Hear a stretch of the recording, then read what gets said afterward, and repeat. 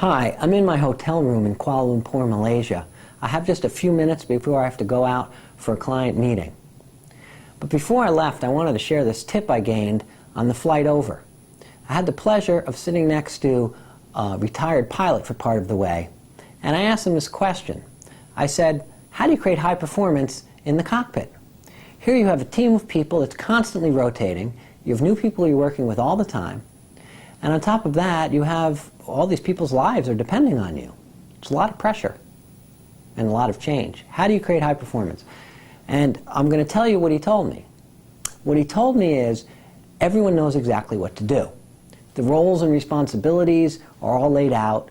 Everyone knows the procedures. So when they sit down in the cockpit, they're ready to go. And I said, yeah, but I mean, that's no different than a regular team. Everyone needs to know what the roles and responsibilities are. And if they're clear, you're able to have a team that works well together. And this is when he told me the extra tip that I think is really important. And the reason it relates to teams at work today is that I think that in a lot of ways, teams today are like that cockpit. We recently did research in November, and what it found is that most people, 80% of the people we surveyed, about 1,000 people around the world in 50 countries, said 80% of them are working on 3 or more new projects. 20% of them are working on 5 or more new projects. So that means there's new configurations of people all the time. Leaders like yourselves have to lead people that maybe they don't work with all the time, and they have to get in, get productive, and make things happen. So the first part of this pilot's tip of making sure everyone knows what they're supposed to do is critical, right? Roles and responsibilities are clear, everyone gets their job done. But the second part of his tip was this. He said, you know, we go into a simulator every 6 months. So twice a year, we're put in these situations that we don't know what's going to happen, and we have to cope and deal with it.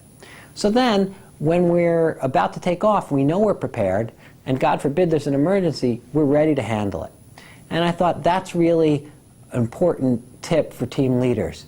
It's something we do with teams that we work with when we do a subsidiary alignment, is we have people deal with difficult situations together, and we facilitate them to come up with solutions for how they're going to face the situation back in the real world. So that's the tip, is not only tell people exactly what they're supposed to do, define roles and responsibilities, make sure everyone's clear, but create a simulation-like environment. At your next staff meeting, tell people, okay, I'd like for you to solve this problem for me. What are we going to do when we have a problem with customer X, Y, and Z? How should we handle it? Put them under the pressure to come up with a good solution. So then when there is a problem with customer X, Y, Z, they'll be prepared. Or ask them, how are we going to handle a difference of opinion when we have a short period of time to decide? What are we going to do on our team? And again, let them come up with a solution. Don't tell them what to do. And together, they'll come up with a strategy. So what you're doing is you're really preparing them for the difficult situations ahead. I think if you do this with your team and you create a simulator-like environment, that your team will be best prepared to deal with the challenges that it's going to face in the future. So I got to go to this client meeting, and I'll be back, I'm sure, later with some other insights, because I'm working with a pretty multinational group from Asia, with people from Thailand and Korea and China and Australia, Malaysia, etc. So part of what I'm doing is talking to them about what makes good management in these countries. So stay tuned for future tips in the next 2 days. And for now, it's signing off. Lawrence Polsky here in Kuala Lumpur. Have a good evening.